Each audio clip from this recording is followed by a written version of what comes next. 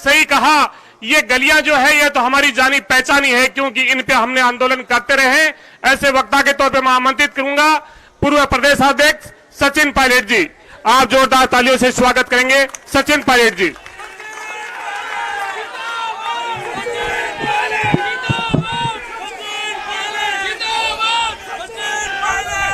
PCC के अध्यक्ष गोविंद डोटासरा जी, वैसे अभी मोहन प्रकाश जी और प्रताप सिंह जी का मैं भाषण सुना और मुझे लगा इन दोनों के भाषण के बाद हम में से किसी को बोलने की जरूरत है नहीं।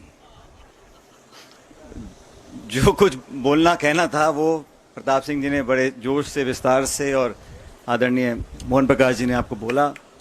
लेकिन डोटासरा जी की अध्यक्षता में आज प्रदेश कांग्रेस कमेटी का ये धरना हो रहा है।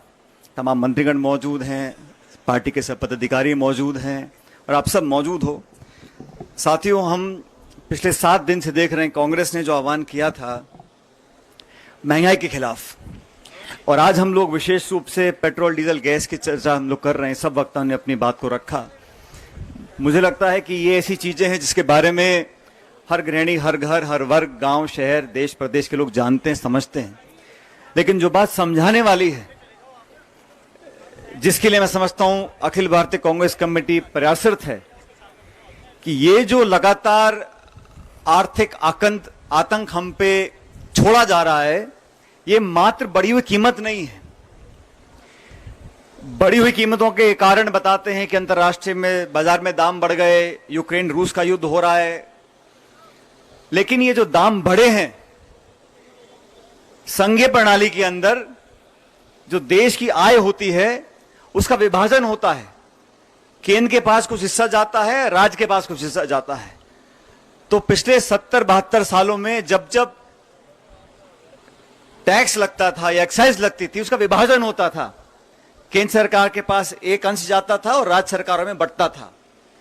भाजपा की सरकार ने पिछले 7 सालों में क्या किया है, जो दाम हम बड़े देख रहे हैं, मुंबई में 121 रुपए लीटर पेट्रोल बिक रहा है, 121 रुपए। ये जो दाम बढ़े हैं, इसमें अधिकांश सेस डाला है सरकार ने, सेस, और वो सेस का पूरा पैसा केंद्र की सरकार की जेब में जा रहा है। 1,28,000 करोड़ रुपया, मैं दोबारा बोलता हूं, 1,28,000 करोड़ रुपए सिर्फ सेस के माध्यम से पेट्रोल डीजल से सरकार ने 6 साल में कमाए हैं। बढ़े हुए दामों में जो आय हो रही है, जो इनकम हो रही है, वो राज्य सरकारों में जा नहीं रही। राज्य सरकारों का जो हिस्सा बनता है वो केंद्र सरकार दे ही नहीं रही। और सिर्फ पेट्रोल डीजल को अगर छोड़ दें, कुकिंग ऑयल हो, खाद्य सामग्री हो, फल, सब्जी, फूल, दाल, चीनी, तेल, चाय पत्ती, कुछ भी हम ले लें, आसमान छू रही है। हम सब लोगों का दायित्व बनता है कि जनता के लिए इस सरकार पर दबाव डालें। मुझे खेद है केंद्र सरकार का एक भी नुमाइंदा ऐसा नहीं है जिसने जनता के आंसू पहुंचने की कोशिश भी की हो। किसी एक प्रमुख राष्ट्र नेता ने इतना मल्लम लगाने की कोशिश की हो कि डरिएगा मत, हम कीमतों को नियंत्रण में लाने की कोशिश करेंगे। झूठे मुंह संसद में किसी मंत्री या प्रधानमंत्री ने बोल दिया हो कि देश आज पीड़ा में है, हमारी सरकार कोशिश कर रही है कि हम दाम कम करेंगे। ये इसलिए हो रहा है साथियों, ये सब लोग घमंड और अहंकार में राज करने की इनको आदत पड़ गई है।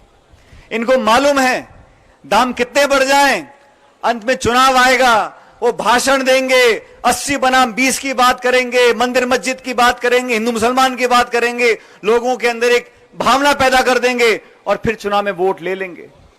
लेकिन इस आर्थिक आतंक को, जैसा मोहन प्रकाश जी बोल रहे थे, इस सरकार की अनेक नीतियों की हम आलोचना कर सकते हैं, लेकिन जो आर्थिक नीति है वो इस देश को खोखला कर रही है। हमारे नौजवानों को बताना पड़ेगा कि किसानों को 2,000 रुपए खाते में डालकर लाखों करोड़ों की जेब पर डकैती डाली जा रही है। आज केंद्र की सरकार ने कुछ छोड़ा नहीं है। हवाई अड्डा हो, रेलवे लाइन हो, बीमा कंपनी हो, तेल कंपनी हो, कुछ भी हो, उस सबको बेचने में लगे हुए हैं। और बेच के वो जो आमदनी आ रही है वो किसकी जेब में जा रही है? अगर मुफ्त का राशन बांट दें, मैं सरकार का धन्यवाद करूं, लेकिन संपत्तियां बेचकर सीमित लोगों तक, चंद लोगों तक उसकी आमदनी की जो पैसा है वहां तक पहुंच रहा है। ये अर्थव्यवस्था जो हो रही है, इतने बड़े देश में जहां 130 करोड़ लोग रहते हैं, 2/3 लोग किसानी में निर्भर करते हैं।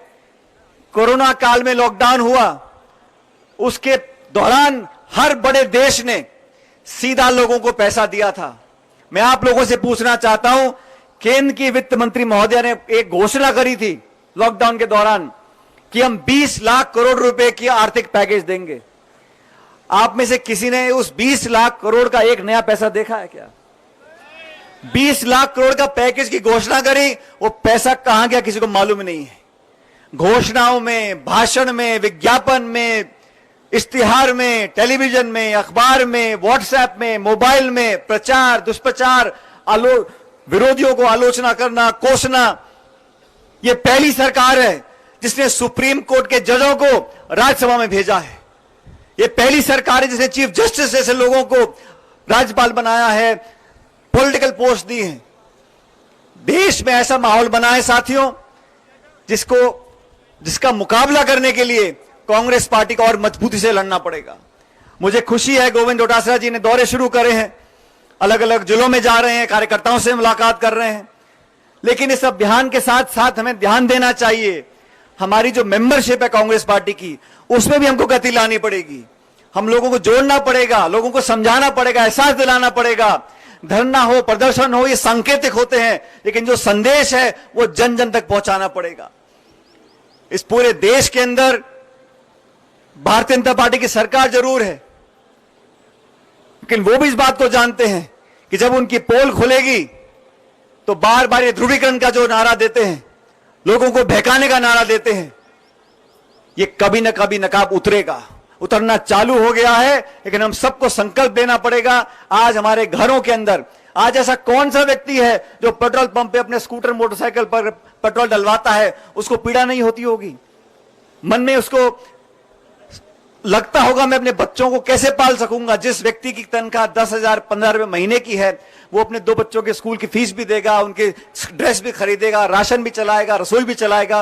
वो पीड़ा में है, वो दुख में है, उसका दामन हमको पकड़ के रखना है, उसका हाथ हमें पकड़ के रखना है। लेकिन एक राजनीतिक कार्यकर्ता की जिम्मेदारी क्या है?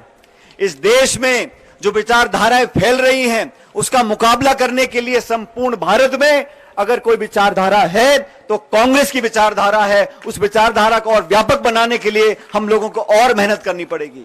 अब मुझे कहने में कोई संकोच नहीं है, लगातार राजनीति में चुनाव आते हैं जाते हैं, लेकिन विचारधारा को मजबूत करने के लिए हमें कार्यकर्ताओं को जोड़ना पड़ेगा। और आप सबसे मैं आग्रह करूंगा, पिछले 7-8 दिन से जो अभियान चला, आज हम राजधानी में अभियान कर रहे हैं, मुझे लगता है बहुत जल्द दिल्ली के अंदर भी हम इस प्रकार का कार्यक्रम करेंगे। संसद के अंदर भी हम लोगों ने आवाज को उठाया है, धरने भी दिए जनता मंतर में। और ये लोग जो शौर्य वीरता की बात करते हैं, भारत माता के नाम पर वोट लेना चाहते हैं, मैं पूछना चाहता हूं केंद्र की सरकार से, भारत की सेना में 1,22,000 पद खाली पड़े हैं, 2.5 साल से भर्ती नहीं हुई सेना की, कौन जवाब देगा? जवाबदेही सरकार ने बंद कर दी है। इन लोगों को लगता है कि वोट लेते रहो और जनता हमें वोट देती रहेगी। यह समय बदलेगा और आप लोगों की मेहनत के कारण बदलेगा। मैं आप लोगों को धन्यवाद देना चाहता हूं, आह्वान करना चाहता हूं कि इस प्रकार के आयोजन हम करते रहेंगे और जहां जहां भी हम लोगों को पार्टी का आदेश मिलेगा वहां जाकर आप लोगों की मदद करेंगे। मैं एक बार पुनः डोटासरा जी का जो प्रदेश अध्यक्ष हैं और प्रताप सिंह जी जो जिला अध्यक्ष हैं, दोनों अध्यक्षों को, सभी साथियों को बहुत धन्यवाद करता हूं कि आप लोगों ने इस आयोजन को किया, इस संदेश को पूरे प्रदेश में फैलाएं। ये मेरी आपसे विनती है। बहुत बहुत धन्यवाद। जय हिंद, राम राम साहब।